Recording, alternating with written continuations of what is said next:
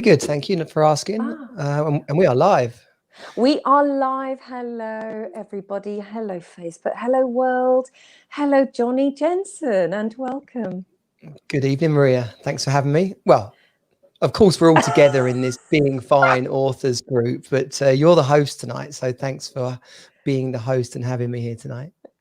It's my pleasure. It's my pleasure. And I'm very happy to host you today and have our listeners know a little bit more about yourself and what inspired you, what your chapter's about, and a little chat about being a super dad and lots of things like that. We've got about half an hour, so we can just relax. Relax. Relax. For anyone that knows me, they'll know that half an hour struggle to shut me up. Really? So we'll be Well, intentional. We'll be focused. I'll do my best. Yeah. I love talking. I absolutely love talking. Good. Well, that's good. It's good to talk. Yeah, from that BT I'm glad you like to talk, because to be honest, it's difficult to interview someone that doesn't like to talk. That's hard work. Oh, ain't that the truth? Yeah. Thanks in advance.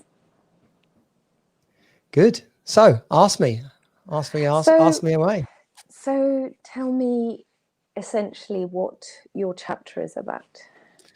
Yeah, great. So obviously Being Fine, for anyone who's not seen any of these before, because I know I've shared this on my profile tonight, Being Fine is a book written mainly by men, although Maria is one of the female authors in this. So it's a collaboration book, but Being Fine is in the tagline of the other F word.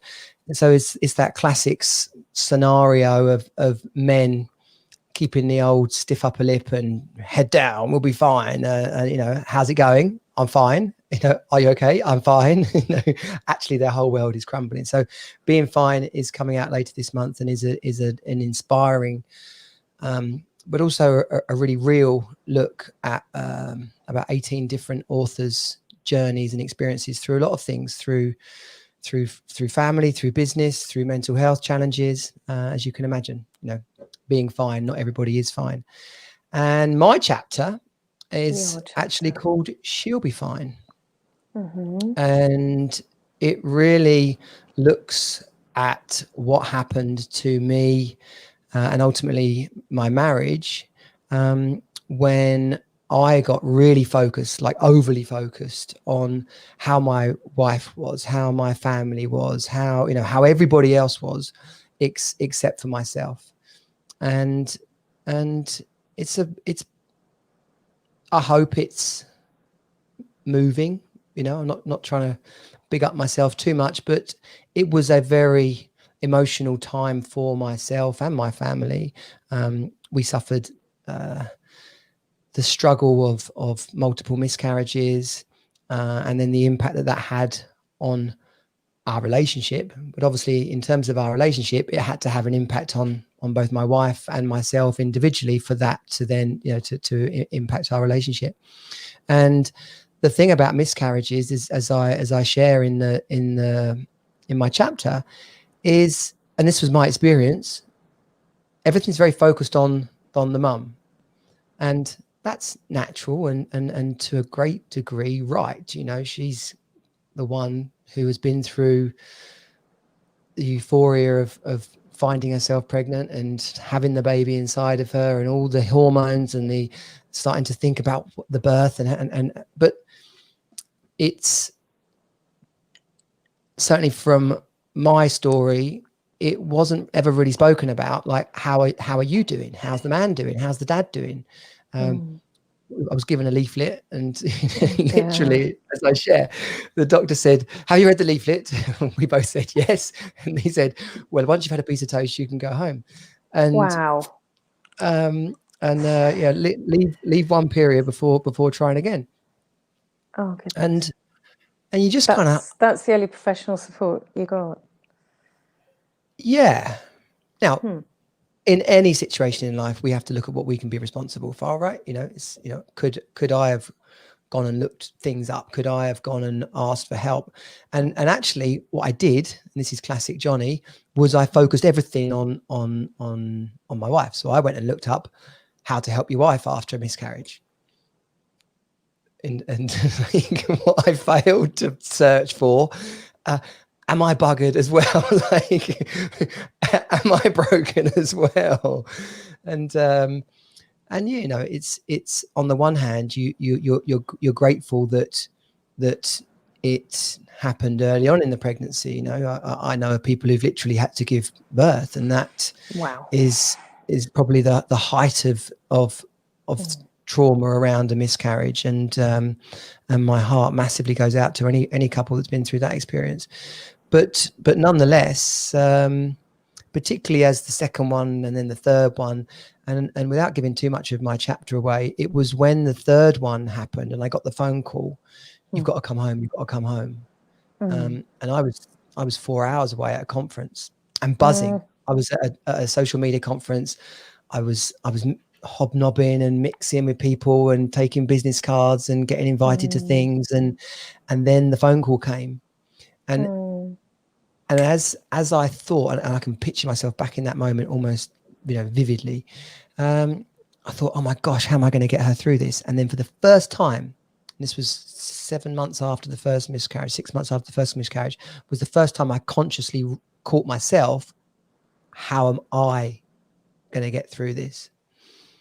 And it's not all about the miscarriages, you know, it's about them, how the relationships struggled. And my intention is twofold out of my chapter, is one, to bring some understanding and some compassion and some relief to any couple going through that experience, but especially the man. And that's not to take anything away from the female experience, but it is okay, men, to be upset about this.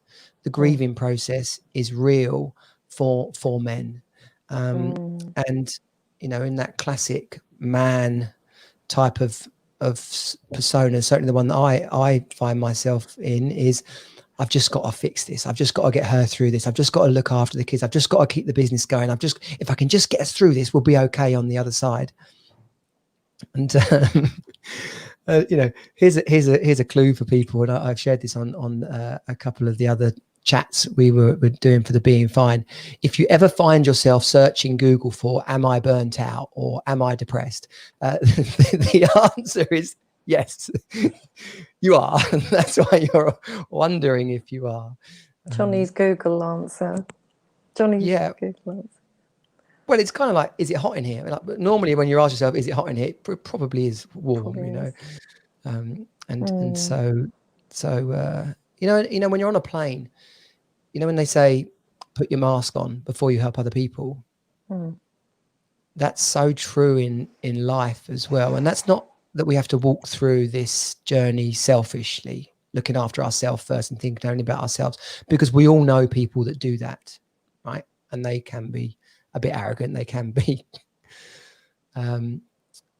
self-centered, you know. And it's not about that, but it is about making sure that you're okay, because if you keep going and supporting everybody else, then you do experience a lot of strain and exhaustion, and mental strain as well. And that's where it takes one little thing to come along, or one big thing, as it was for me. My brother sadly took his life at Christmas in 2014. Oh my God, I'm so sorry. And it was after that that it all went wrong. We separated for the first time in February 2015. Wow. And our marriage ended in October 2015. So sorry, Jonnie. Well, thank you. That's terrible. For saying that. It's you know, it was tougher on his mum, you know, and my dad, sure. But the experience of that, and that self-reflection of you end up going through, could I have done more? Did I understand, like, you know, and actually it on reflection, I knew very little, or understood very little, of my brother's mental health challenges and what that meant to anyone going through that.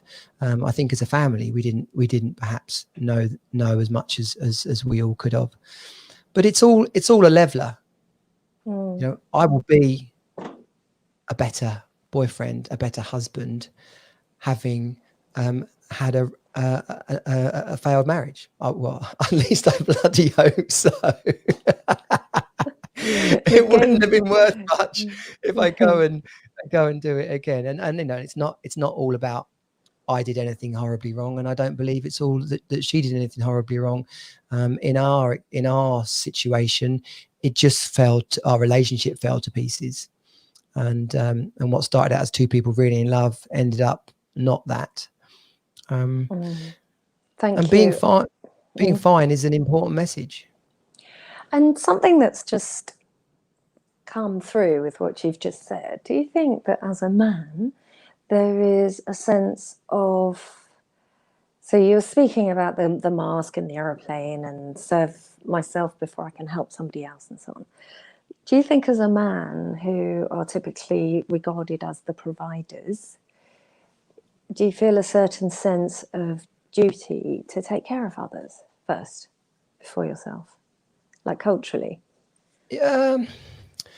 I think there's a lot of personality and life experiences that go into how much an individual feels that way. I think ultimately there is this traditional sense of the man shall provide, which is, you know, I believe, increasingly outdated now, and that's great.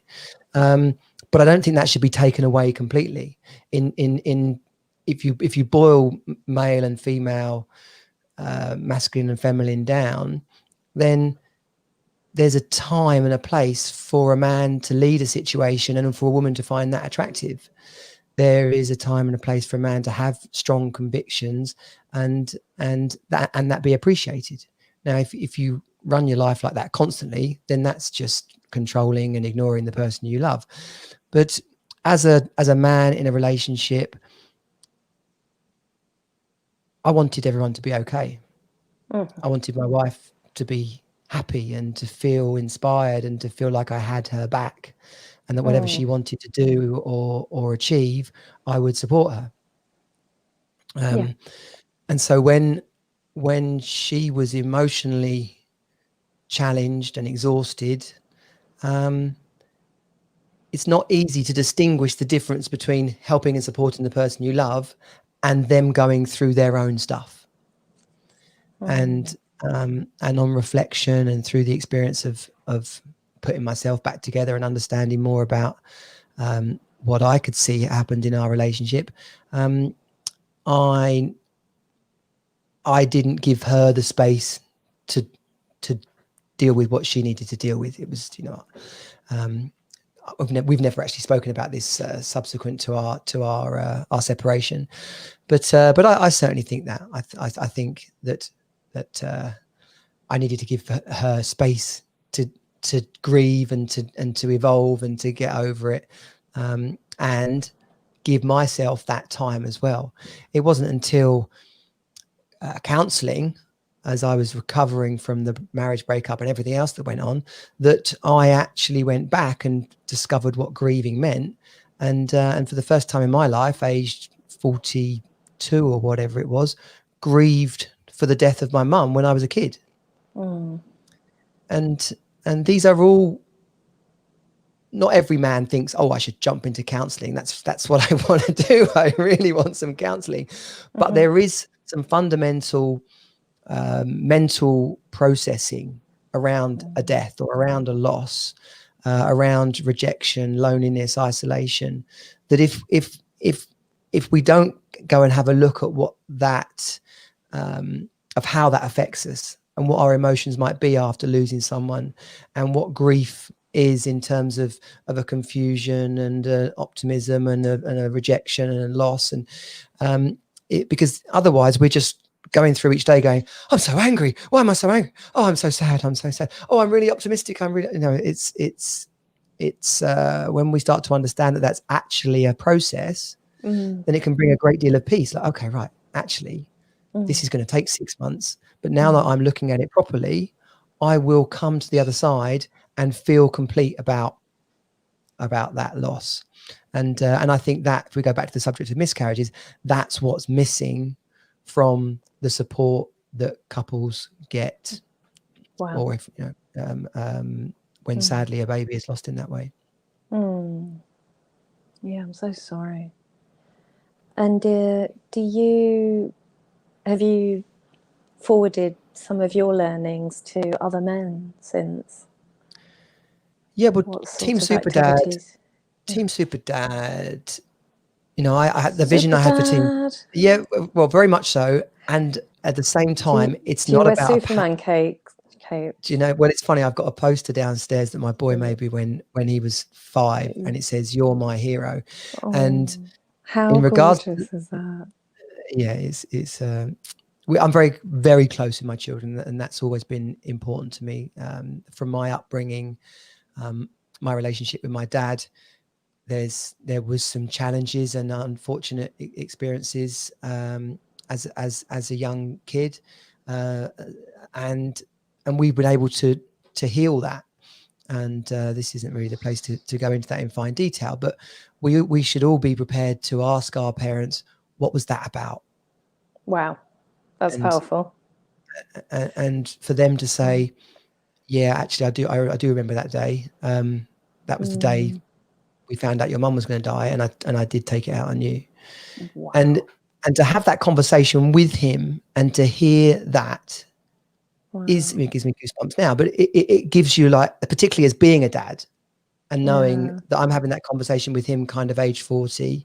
Wow. And that was the same age that he was, and he had 2 little kids Wow. and his wife was dying, you know, so like you suddenly, by those difficult conversations, in the same way like Black Lives Matters, you know, I hope that lots of people have had conversations with their black friends that they've never had before. I mean, I certainly did last year. And whether it's an ex-partner, your wife right now, I mean, there's a tremendous opportunity to create or to repair, to first of all repair a relationship, and then to create a space for love to be rediscovered and to flourish out of conversations like that. Yeah, wow. That's powerful. Yeah. That's What's it powerful. like for you? How could I help you today? Is there anything I'm doing that's not working for you? Or is there anything I used to do that you love me doing that I don't do quite so much now? And I think that's a good question. That's a really good question. I had a but lovely hopefully question. in the space of that, your wife, particularly if it's going through a miscarriage, or if she's just like, it's her period or something, or she's a bad day at work, you know, she could say, yeah, I actually need some space right now. And rather than that be the basis for an argument, you can go, okay, hun, I love you. I'll take the kids, and you have a day to yourself. Like, but to have that freedom in a relationship where you can communicate like that. So you've learnt lots more about consolidating your emotional landscape and healing with your talking therapy and your counselling, and you've gone back and you've had those difficult conversations with your father that actually I think most people never have the strength or the courage to do. I really commend you for that. It was it was transformational. Maybe not for him. And it's not about dumping on someone in a conversation like that. We have to be responsible for how our words come out, because it could likely be difficult for that person as well. But around that time as well, I made a commitment to start telling my dad I loved him. And a lot of people our age, I think we're probably the last generation that are hopefully going to really experience this quite so much. But our parents weren't used to being told they were, I love you by their parents, or they weren't used to getting that many hugs. So, you know, I end up talking quite a lot with dads I'm working with about their relationship with their parents, whether they're around still or not around still. And telling your dad I love you, like, it's 3 little words, and it can be so difficult if you're 45 and he's 77 and you've never said it to each other before. Wow. But we must all do that. I really appreciate that. Actually, I saw that on your Facebook, I think, today, because I was stalking you today to prep for this interview. And it said, go on, tell your parents that you love them, or tell a parent that you love them. It's really powerful. Yeah. if you have the opportunity. So, and how have you helped other dads? And tell me more about Team Super Dad and your red cape that's in your cupboard. Yeah, so Team Super Dad, I was climbing it, so it's 2016, and I'm climbing a mountain in Austria, and it's a year almost to the day since my wife got separated, and I'm still struggling. And my best friend had decided that he's not a talker, really. He's getting better. But I love to hug him, and he just stands there. Oh, like, he doesn't know sweet. What, just one of those like, he kind of don't goes a touch bit me wooden. weird. I love that. But he is one of my dearest friends in the world. And he took me to climb a mountain. He said, come on, let's go and climb a mountain. He's a very competent climber. So we're going up this mountain, Grosslochner in Austria. And all of a sudden we're in a blizzard and we're crossing this crevasse. And we bumped into these Hungarians who were like, we're a bit lost. Can we stay with you? Like, okay. So now we're all roped together and we're crossing this crevasse, 5 meters apart, 1 foot at a time.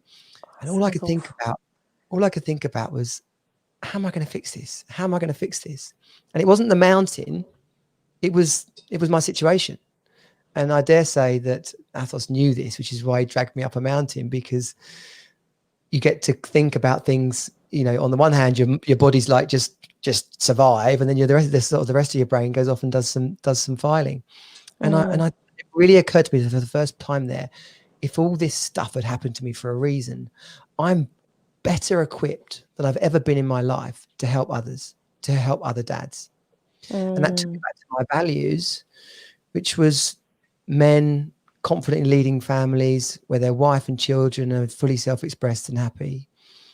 And then, in that moment, I thought, well, if all that had happened to me for a reason, what if all the courses I'd been on, and what if all the people I'd met and the books I'd read and the coaches and experts, and literally, what if this was all one magical mixture that I was supposed to go and start to give to other people? And literally, as the sun started to appear from behind the clouds and the hut that we were heading towards on the mountain was revealed to us, I raced in and I asked the lady, I said, have you got any paper? And this was all she had was this note. It was this bar person's notepad. And you can see just in the corner there, it says money, health, relationships, faith, fun, and personal power. And that was my first ever piece of paper for Team Super Dad. And not surprisingly, that's so lovely. You've kept it. Yeah. And I've since found out there's lots of other dad groups and courses and things like this, but that's okay. Yeah. None of them are Team Super Dad. And it's not about discovering some superhuman powers that you never had before. It's not about men being better than women. It's about that feeling inside that there's a potential in me. There's stuff I've got to do. My life should be better than this. Like there's more I can be doing. It doesn't need to be this hard. How can I make money? How can I buy a bigger house? How can I get fit? How can I fix my relationship with my wife? How can I have more fun with my children? Wow. Not everyone's got that sorted, but if you put 20, 50, 100 guys together, there'll be enough people in that group who have got one of those sorted that they can start to help each other. How lovely. And along with the structured programs and the training and the fire walking weekends, that basically is what Team Super Dad is all about. That sounds beautiful. It strikes me as really wondrous to have a group of men together with the intention of helping each other, supporting each other. Is that something that's quite unique, would you say? This is a big conversation, and it kind of goes back to, like what would have happened if it's not just hundreds of thousands, but it goes into the millions. What would have happened if the millions of men in World War I and II hadn't been killed? Good question. I mean, the world would look, aside from this trauma of 2 world wars, right? But just simply that many extra men walking around, and the children of the war generations that would have been brought up with not just their dad in their life, but their mum not devastated. Traumatized. Wow. Yeah. That's really deep. So very deep. So, in terms of groups of men working together and supporting each other, I think we're all agreed that sitting in the pub every night and getting pissed and coming home expecting your dinner and a shag is it's probably right that we've evolved from there. It's probably good. I certainly I'm happier. I think it's more exciting to have a relationship with a woman who's happy and excited to be alive. That sounds more something I want to be part of. But as flipping cavemen, we like groups of men went out and hunted stuff. Even back in those traditional cliched non-PC days of groups of men sitting in the pub, they were getting pissed, but they were also chit-chatting. They were talking about who's got the biggest shovel, how'd you dig, I don't know what they were talking about, but they were talking. Their mother-in-laws probably a whole bunch of stuff they were talking. And in this modern world that we live in today, even 90s kind of laddism and stuff, that's been varnished away. And again, you could probably say it's probably good that you don't see women with their boobs out in the newspaper anymore, but the idea that men could just get together and have a real laugh, going out after work, Fridays used to be a piss up. Everyone used to just down tools on a Friday afternoon, go to the pub late, and so there'll be that sort of bonding side as well. So it's great that we're working from home and we're spending more time with our children. I think that's wonderful. But men in particular, they must remember to get out with groups of other guys. Is to join a football team, is to join a singing group, join a band, pick up a guitar, go and do park run, and when you're there, actually, as uncomfortable as it is, actually go, didn't we used to go to school together, or didn't just like actually push through those awkward kind of, oh no mate, I don't recognize you at all, oh okay, well hey ho, what's your name, how many park runs have you done, and that kind of thing. And just on that point, really sad, oh my god, my brain's gone blank, the lead singer of the Prodigy, when he took his life about 2 years ago. No, you're joking, I didn't know that. Yeah, that's terrible. And one of the last times he was seen in public was at the park run near where he lives. Oh no. And he was breaking up from his wife, he was heartbroken and stuff. No. But can you imagine being that famous? People literally loved him all around the world. We loved them at college. And so he goes to park run, but probably no one said hello to him because he's too famous, right? Looking, pointing, the bloke's lonely and heartbroken, and probably all he wanted was someone to go and say, hello mate, you're all right, do you want something, can I run with you today? Imagine that. Can I get you a coffee afterwards? Well, Jonnie, that's really moving, and I just want to thank you for sharing today. And I think you are the change that men and masculinity really need to move towards, just coming together and supporting each other. And I just think that while I'm devastated and sorry that you've had to learn with such painful life lessons, I think what you've done with it and what you're doing with it and journeying with is very constructive. And I think that it can only be a good thing for men to get together and just support each other. So I just really thank you for sharing that chapter in the book and doing what you're doing. Thank you. I really heard that and I appreciate it. Thank you. So Jonnie's chapter is going to come out in the Being Fine book, which is going to be launched on the 31st of January. And we're going to have a launch party for that. So the details will be posted very soon. Imagine if we did it all over social media. Broke all COVID rules. We're going to have it. It's a massive party. There's going to be 1,000 on the people seafront. I know. On the seafront. Fat Boy Slim's DJ. It's going to be epic. We're going to be hugging each other. I know. We're like, whoa. We're being fine, yeah, all over the tabloids. It's all right, we're being fine. Yeah, yeah, at some point the being fine phrase, I really, really intend will become a household name. Like, stop being fine, it's okay, we can be human together. Like, so that it becomes a bit of a catchphrase. Yeah. And Well, and that's a powerful point, really, yeah, is just two sides to that, right? When you say to someone, hey, how are you? Don't yeah, just let it be some empty, standardized greeting. great. Like, if you say to someone, hey, how's it going? Actually mean it. And Yeah, then I if know. someone asks you that, actually be real in your response. I know. It just does my nutting when people do that to me. Yeah, Yes. fine, thanks. Or, yeah, here's the classic one. Yeah, no, I'm all right. Which doesn't mean anything. Yeah, no, How I'm are all you? right. Yeah, no, I'm Brilliant. all right. Yeah. Well, I mean, this is something I'm really interested in. So I used to just for fun respond to people very authentically, go really angry and depressed. Thanks, how are you? And they'd go, oh yeah, yeah, good, me too. Not like that. Yeah, I'm fine as well. Like they just didn't hear it because it was Yeah, too real. But anyway, that's for another time. it is for But another time, but for now, yeah, it's powerful yeah, for yeah. people. You don't have to say, "Oh, I'm dying" or whatever, but you can actually say, Mm, "Oh, I love that you've asked that. It's a bit of a tough time, but really, really good to see you." You don't have to yeah. leave it on a Mm. negative.